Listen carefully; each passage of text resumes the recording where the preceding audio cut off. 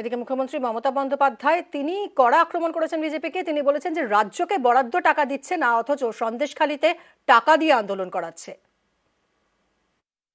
একবার বলে গিয়েছিল 15 লাখ টাকা করে দেবো সবার অ্যাকাউন্টে, 50,000 দিয়েছে।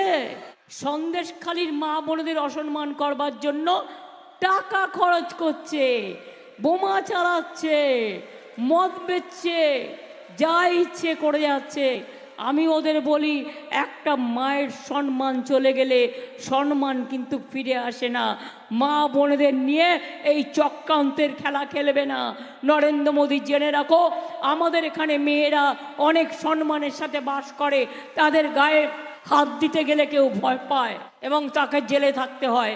এটা তোমার উত্তরপ্রদেশ নয় যে তপশিলীদের ওপর অত্যাচারে নাম্বার 1 ইন ইন্ডিয়া। এটা মধ্যপ্রদেশ নয়, এটা রাজস্থান নয়, এটা বাংলা বাংলা বাংলা।